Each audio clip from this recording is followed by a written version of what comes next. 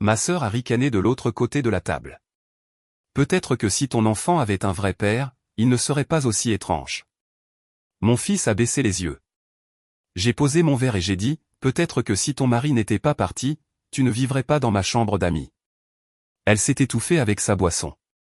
Maman a sifflé, ne fais pas cela. Mais je le faisais déjà. Le fait est que je ne l'ai jamais voulu ici en premier lieu. Lorsque ma sœur, Élodie, s'est présentée à ma porte il y a 5 mois avec sa valise et son fils de 11 ans, je n'ai pas hésité. J'aurais dû. Je n'ai pas posé beaucoup de questions. Elle a dit que son mari était parti. Elle a dit qu'elle avait juste besoin de quelques semaines pour régler les choses. Elle a dit qu'elle ne voulait pas être un fardeau. Cela a été le premier de nombreux mensonges. Avançons rapidement jusqu'au dîner du réveillon de Noël. Ma maison, ma table, mes règles, et elle vit ici gratuitement pendant tout ce temps. Elle mange ma nourriture, utilise ma voiture plus que moi, n'a jamais proposé une seule fois de participer à une facture, et réussit d'une manière ou d'une autre à agir comme la victime dans chaque conversation. Mais ce soir, c'était la fin de tout cela. La table était pleine, mes parents, notre tante et notre oncle de Normandie, les cousins, tout le monde sur son 31, faisant semblant d'être plus civilisés qu'ils ne le sont réellement. Mon fils, Théo, qui a 9 ans, était assis à côté de moi, tripotant le bord de sa serviette. C'est un enfant calme, un peu excentrique, peut-être, mais au grand cœur et douloureusement intelligent d'une manière que les gens ne voient pas toujours immédiatement. Le fils d'Élodie, Hugo, avait passé les derniers mois à s'assurer que Théo sache qu'il n'était pas assez cool, assez rapide ou assez normal. J'en ai parlé à Élodie plus d'une fois. Elle a balayé cela d'un revers de main à chaque fois. Alors, quand Hugo a ricané sous son souffle en se moquant de Théo parce qu'il avait mal prononcé quelque chose pendant une conversation sur l'espace, Théo est obsédé par l'espace et qu'Élodie s'est penchée en arrière dans sa chaise avec son verre de vin comme si elle était de la royauté, j'ai déjà senti la colère bouillonner. Mais elle est allée plus loin. Peut-être que si ton enfant avait un vrai père, il ne serait pas aussi étrange. C'est ce qu'elle a dit. Juste en face de la table, assez clairement pour que toute la pièce l'entende et assez doucement pour prétendre que ce n'était que pour moi. Théo a baissé les yeux. Ses joues ont rougi immédiatement. J'ai posé mon verre. Peut-être que si ton mari n'était pas parti, tu ne vivrais pas dans ma chambre d'amis. Elle s'est étouffée avec sa boisson. Ma maman a sifflé, ne fais pas cela. Mais je le faisais déjà. Je me suis levé et j'ai fait teinter le côté de mon verre comme si je portais un toast. Mon cœur battait fort, mais mon esprit était clair. J'ai dit à tout le monde de profiter de leur nourriture, que le dessert serait servi dans un instant, et qu'à partir de demain, j'établirais de nouvelles règles dans la maison. C'était ma façon polie de dire, prépare tes bagages, Élodie. Il n'y a pas eu de cri, juste un silence stupéfait, le genre de silence qui enveloppe une pièce et pèse sur l'échine de tout le monde. Mon père a demandé ce qui se passait, mais je n'ai pas répondu. J'ai juste commencé à débarrasser les assiettes. Théo m'a aidé. Il le fait toujours. Cela a été le réveillon de Noël, la nuit où tout a basculé. La nuit où j'ai enfin arrêté de faire semblant. Le lendemain matin, elle a agi comme si rien ne s'était passé. Elle est venue dans la cuisine en peignoir, s'est fait un café, et a fait défiler son téléphone à la table que j'ai achetée dans la maison pour laquelle je paye, comme si nous n'avions pas eu une guerre silencieuse autour d'un jambon rôti la veille au soir. Elle a même souri à Théo comme s'il n'avait pas passé la majeure partie de la nuit recroquevillé dans sa couverture, se demandant s'il y avait quelque chose qui n'allait pas chez lui. J'ai attendu qu'elle remonte à l'étage avant d'ouvrir le placard au-dessus du réfrigérateur et de sortir les 2 sacs cadeaux que j'y avais cachés. L'un était pour elle, l'autre était pour Hugo. Je les avais choisis il y a des semaines. De belles choses. Coûteuses, si je suis honnête. Et pourquoi? Je les ai jetés à la poubelle. À midi, j'avais effacé toute trace de l'esprit de Noël dans le salon. Pas d'arbre, pas de guirlande, pas de lumière. Théo m'a aidé. Je lui ai dit que nous prenions un départ anticipé pour une nouvelle année. Il n'a pas posé de questions. La tension a commencé à s'installer au dîner. Elle a remarqué que les cadeaux avaient disparu et a demandé où était le sien. Je lui ai dit que j'avais changé d'avis. Je ne lui devais rien de plus que cela. Elle a demandé si nous pouvions parler. J'ai dit que nous le pourrions une fois qu'elle aurait trouvé un nouvel endroit pour vivre. C'est alors qu'elle a commencé à pleurer disant que j'étais dramatique, que je gâchais Noël, et que je ne comprenais pas à quel point il était difficile d'être une mère célibataire. Je lui ai rappelé que j'étais une mère célibataire depuis 9 ans. Elle a tressailli. Quand mes parents ont appelé ce soir-là, ayant manifestement reçu une version de la vérité qui la présentait sous un jour plus flatteur, je leur ai dit clairement que Élodie avait jusqu'au jour de l'an pour déménager. Pas de prolongation, pas d'exception, et non, je ne revenais pas sur ma décision. Ils ont essayé la voie de la culpabilité. Je n'ai pas mordu à l'hameçon. Les jours suivants ressemblaient à une vie dans un champ de mines. Elle claquait les portes, chuchotait au téléphone dans le couloir, et diffusait de la musique à fond lorsqu'elle savait que Théo essayait de faire ses livres de casse-tête. Des notes adhésives passives-agressives ont commencé à apparaître dans toute la maison. J'ai tout ignoré. Hugo était plus calme maintenant. Je pense que même lui s'était rendu compte que quelque chose avait changé. Il essayait encore d'embêter Théo une fois ou deux, mais Théo restait près de moi la plupart du temps. Il apprenait à lire les gens un peu plus vite maintenant. C'est le genre de leçon que l'on ne veut pas que son enfant apprenne tôt, mais nous y étions. Le 29 décembre, elle n'avait toujours pas emballé un seul carton, mais j'avais déjà contacté un service de déménagement. J'ai laissé une brochure sur son oreiller. Elle l'a déchirée et a laissé les morceaux sur mon lit. Nous avions tous les deux cessé de faire semblant, j'avais simplement plus de moyens de pression. Le matin du 30 décembre, l'ambiance dans la maison était insupportable.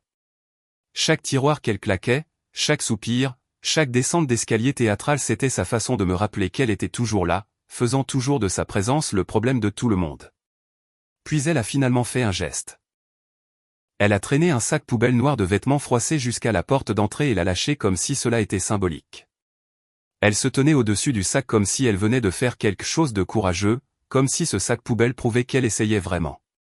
Elle m'a regardé et a dit, « Je suppose que ta petite vie parfaite peut commencer maintenant. » Je lui ai dit de ne pas laisser de sac poubelle dans mon hall d'entrée et je suis retourné dans la cuisine. Pas de réponse, pas de drame. Cela l'a rendue plus en colère que n'importe quoi d'autre n'aurait pu le faire. Cet après-midi-là, je suis allé plus loin. J'ai changé le mot de passe du réseau sans fil, je l'ai déconnecté de mes comptes de diffusion en continu et j'ai repris la télécommande du garage. Chaque petite chose qu'elle considérait comme acquise disparut. J'ai également arrêté de verrouiller la porte de la chambre d'amis quand elle n'était pas à la maison. Je voulais qu'elle voie que je ne m'inquiétais pas du fait qu'elle puisse essayer de jouer à des jeux, je tenais les cartes maintenant. Ce soir-là, je l'ai trouvée dans la cuisine avec l'une de mes bonnes bouteilles de vin. La moitié avait déjà disparu. Elle n'a même pas essayé de se cacher, elle a juste fixé son verre et a demandé, quel genre de personne met dehors sa propre sœur pendant les vacances? Je n'ai rien dit. J'en avais fini de débattre du bien et du mal avec quelqu'un qui déformait les deux mots pour les adapter à sa convenance. Elle a sombré après cela. Elle a commencé à dire des choses qu'elle avait probablement voulu dire depuis des mois, que Théo allait devenir bizarre, que peut-être si je n'étais pas aussi froide, j'aurais encore quelqu'un, qu'elle avait pitié de moi, que je la punissais d'être là, jolie, celle qui avait réellement eu un mari une fois. Je l'ai juste regardée, attendant qu'elle finisse de s'humilier. Vous savez ce que je lui ai dit? Que j'étais jalouse. Jalouse qu'elle puisse se promener avec autant d'illusions sans se froisser un muscle. Elle a ri comme si elle n'était pas offensée, mais ses mains tremblaient lorsqu'elle a repris son vin. Puis elle est montée et a appelé maman. Je pouvais entendre les sanglots étouffés, la fausse humilité. Le plus grand talent de Élodie a toujours été de déformer la vérité juste assez pour se faire passer pour la victime. Maman m'a laissé un message vocal plus tard. Elle a dit des choses comme « pense à Hugo » et « cela est seulement temporaire » et « peut-être attends que l'école commence ». J'ai pas répondu. Je pense qu'elle savait à ce moment-là que je ne le ferais pas. La seule fois où quelque chose a percé tout ce bruit, c'est quand Hugo est venu me voir ce soir-là. Il n'a pas posé de questions sur le déménagement. Il a juste demandé si Théo serait toujours son ami après leur départ. Je n'ai pas répondu tout de suite. Puis j'ai dit que c'est Théo qui décide qui le traite bien. C'est tout ce que je lui ai dit. Le matin du réveillon du jour de l'an, je suis entré dans le salon et je l'ai vu emballer de vrais cartons pour la première fois. Elle en avait emprunté à l'épicerie. Elle avait écrit « salle de bain » et « jouets » sur le côté. Hugo pliait des choses pour elle. Il semblait qu'ils étaient sérieux cette fois. Je n'ai rien dit. J'ai fait des crêpes comme n'importe quel autre matin. Cette nuit-là, elle n'est pas descendue pour le dîner. Je ne suis pas monté à l'étage. Théo et moi avons regardé un film dans ma chambre, juste nous deux. À minuit, nous avons regardé la boule tomber. Il s'est penché vers moi et a chuchoté, « J'aime mieux quand cela est comme cela. » J'ai hoché la tête. Moi aussi. Je me suis réveillé dans le silence. Pas le genre de silence où quelqu'un dort encore à l'étage, le vrai silence. Le genre où vous savez que personne ne redescendra les escaliers. Personne n'attend dans la cuisine. Personne n'est plus là. Sa voiture était partie de l'allée. La veste de Hugo n'était plus sur le crochet du manteau. La chambre d'amis était vidée. Le matelas était nu. Les tiroirs de la commode étaient laissés ouverts comme si elle voulait prouver quelque chose. Elle n'a pas laissé de mots, même pas un mot passif-agressif. Pendant quelques minutes, je suis resté là à laisser la situation décanter. Puis je suis retourné dans la cuisine, j'ai allumé la bouilloire et j'ai commencé à préparer du café comme si cela était n'importe quel autre matin. Théo est descendu un peu plus tard, se frottant les yeux, les cheveux ébouriffés par le sommeil. Il a regardé autour de lui et a demandé, « Sont-ils partis ?» J'ai hoché la tête. Il n'a plus rien dit après cela, s'est juste assis à la table et a pris un morceau de pain grillé. Il semblait plus léger d'une certaine manière. Je pense que je l'étais aussi. Mais la paix n'a pas duré. Vers midi, j'ai décidé de récupérer enfin le garage. Je voulais remettre certains bacs là où ils devaient être et ouvrir l'espace à nouveau. C'est alors que je l'ai remarqué. Le bac vert de marque Rubbermaid dans le coin arrière manquait. Celui que je n'avais pas touché depuis des mois. Ce n'était pas l'un des siens. À l'intérieur du bac, il y avait quelques manteaux d'hiver, certains des vieux linges de Théo que je n'arrivais pas à donner, et plus important encore, une boîte métallique verrouillée. Mon coffre-fort. Je le gardais derrière les couvertures. À l'intérieur se trouvaient les certificats de naissance, mon passeport, les dossiers médicaux de Théo, mes papiers de divorce et une enveloppe d'argent liquide d'urgence de 460 € que je n'avais pas touché depuis plus d'1 an. J'ai vérifié le placard de ma chambre où je gardais parfois le coffre-fort quand j'avais besoin d'un accès rapide. Disparu. J'ai essayé de rester calme. Peut-être l'avais-je déplacé. Peut-être l'avais-je prêté à quelqu'un. Mais je ne l'avais pas fait. Je me souvenais l'avoir remis dans le bac il y a des mois après avoir mis à jour certains documents. Je me souvenais avoir pensé qu'il était plus en sécurité à l'écart. Je l'ai appelé. Pas de réponse. Je lui ai envoyé un message. Rien. 10 minutes plus tard, j'ai reçu une réponse pas d'elle, mais de l'ancienne école de Hugo. Je les avais appelés sur une intuition, non pas pour lui parler, mais juste pour demander s'il y avait été réinscrit. Ce n'était pas le cas. Il n'avait aucune trace d'une quelconque demande. Je me suis assise à la table de la cuisine, fixant mon téléphone, et j'ai réalisé ce que cela était. Ce n'était pas seulement un départ mesquin. Elle essayait de conserver un moyen de pression, quelque chose qui pourrait me ralentir, me lier les mains ou me forcer à avoir besoin d'elle juste un peu plus longtemps. Je lui ai envoyé un message, « Rends le coffre-fort avant 17 h ou je dépose une plainte. » Elle a répondu à 15h18. Elle a dit qu'elle n'avait rien volé, qu'elle avait juste besoin d'une preuve d'adresse. Elle a prétendu qu'elle le rapporterait une fois qu'elle aurait réglé sa situation, elle ne voyait pas le problème. Je n'ai pas répondu. Au lieu de cela, je me suis rendu au commissariat et j'ai déposé une plainte à 16h54. L'officier n'a pas eu l'air surpris. Apparemment, elle avait déjà fait ce genre de choses pas avec sa famille, mais avec une femme pour qui elle travaillait autrefois. Il y avait une note dans le système, un avertissement, pas une arrestation. Quelque chose à propos de documents d'identité empruntés. Cela était vague, mais cela était suffisant pour qu'il soit clair qu'il ne s'agissait pas seulement de désespoir. Cela était un comportement habituel. Je ne l'ai pas dit à Théo. Il pensait toujours qu'ils étaient partis paisiblement. Je l'ai laissé croire cela. Cette nuit-là, j'ai ouvert les fenêtres de la chambre d'amis pour la première fois depuis l'été. J'ai changé les draps, passé l'aspirateur sous le lit, et jeté les chaussettes orphelines et les flacons de shampoing à moitié utilisés.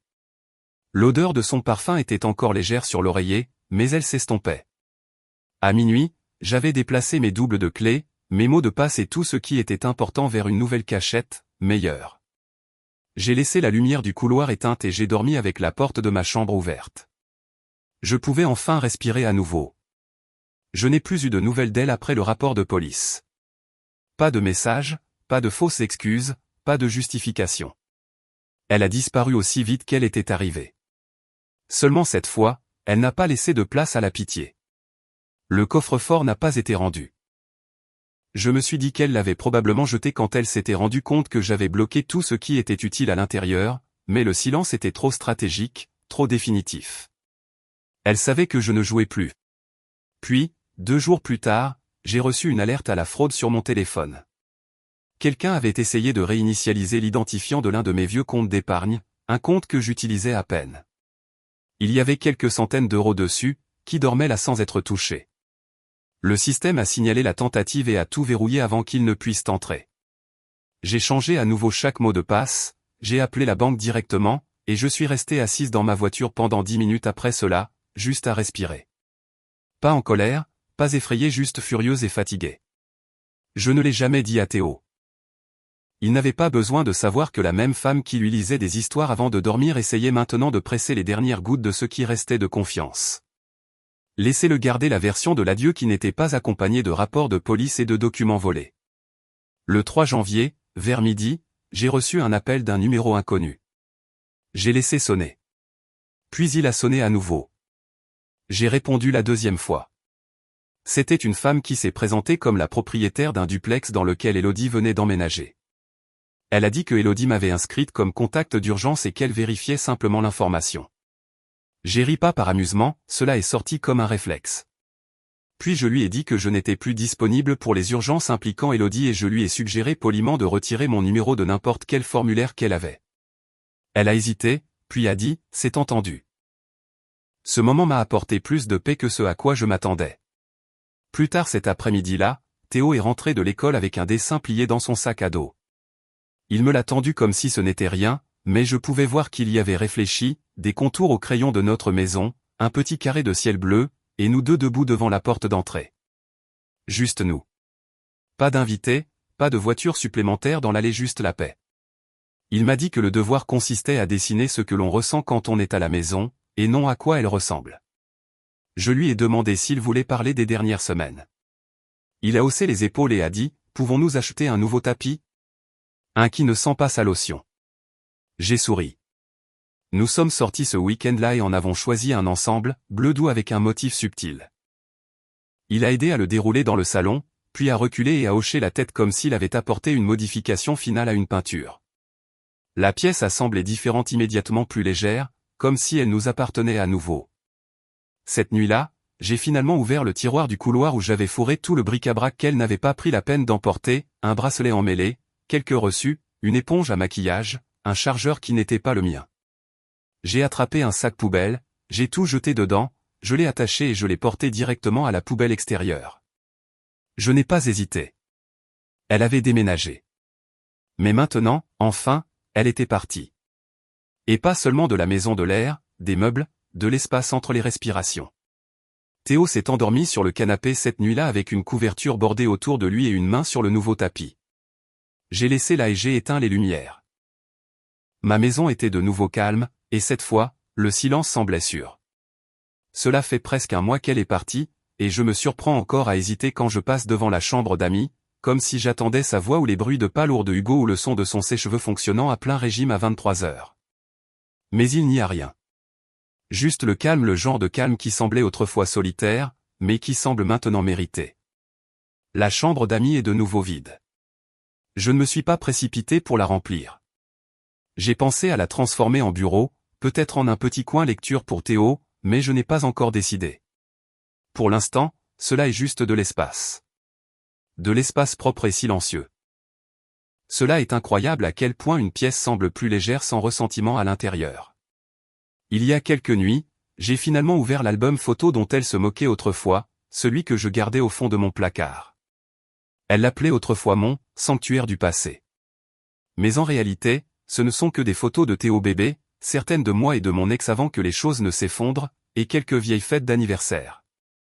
Je l'ai parcouru sans tressaillir. Cela m'a rappelé que j'ai toujours réussi à reconstruire, même après les pires moments. Elodie n'a pas repris contact. Pas d'excuses, pas d'explications, rien, ce qui me dit tout ce que je dois savoir. Pour quelqu'un qui pouvait à peine passer une journée sans avoir besoin de quelque chose de la part de quelqu'un, son silence est presque drôle. Cela est comme si, à l'instant où elle a réalisé qu'elle ne pouvait plus me manipuler, j'ai cessé d'exister pour elle. Mes parents sont également restés pour la plupart silencieux. Ils ont appelé une fois après son déménagement. Ils ont demandé comment allait Théo. J'ai donné une réponse courte. Ils n'ont pas demandé plus. Je pouvais entendre dans leur voix qu'ils essayaient de rester neutres. Je n'ai pas demandé de quel côté ils se rangeaient, cela n'a plus d'importance. Je pense que le plus difficile dans toute cette histoire a été de réaliser que la limite entre l'amour et la tolérance est plus mince que ce que les gens veulent admettre. J'aimais ma sœur. Je l'aimerais probablement toujours d'une manière compliquée et distante. Mais j'ai toléré sa cruauté, son arrogance et son sentiment que tout lui était dû pendant trop longtemps sous l'excuse que la famille, c'est la famille. Mais faire partie de la famille ne signifie pas que vous avez le droit de briser quelqu'un et d'appeler cela de l'honnêteté. Cela ne signifie pas que vous avez le droit d'humilier un garçon de 9 ans à sa propre table de dîner et de vous attendre à être logé gratuitement le lendemain. Cela ne signifie pas que vous avez le droit de mettre le désordre et de laisser quelqu'un d'autre nettoyer derrière vous. Je l'ai laissé entrer dans ma maison parce que je pensais faire ce qui était juste. Mais la vérité est que je l'ai laissé entrer parce que je croyais encore qu'elle pourrait être meilleure cette fois-ci. Elle ne l'a pas été. Et cela n'est plus de ma responsabilité. Théo se porte mieux. Il pose encore des questions parfois des petites, comme pourquoi Hugo n'a pas dit au revoir ou si tante Élodie viendra à sa fête d'anniversaire en mars. Je lui donne des réponses honnêtes. Rien de dramatique, juste la vérité que tout le monde ne sait pas comment traiter les gens avec gentillesse, même s'ils disent qu'ils les aiment. Nous avons maintenant nos propres petites traditions, les crêpes du samedi matin, les soirées cinéma le jeudi, et de longues promenades après l'école quand il fait beau. Je remarque qu'il parle davantage maintenant. Il ne tressaille pas quand il prononce mal un mot et ne se remet pas en question lorsqu'il est enthousiaste à propos de quelque chose.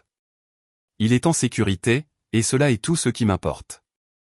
La plus grande leçon que j'ai apprise de cela, aider quelqu'un ne devrait jamais vous coûter votre paix, votre dignité ou la joie de votre enfant.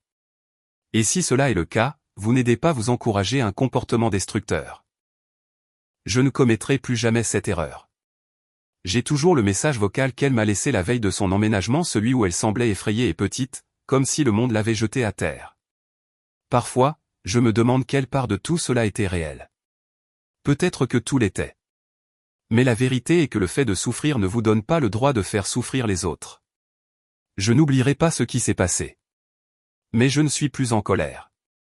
Juste en paix. Complètement en paix.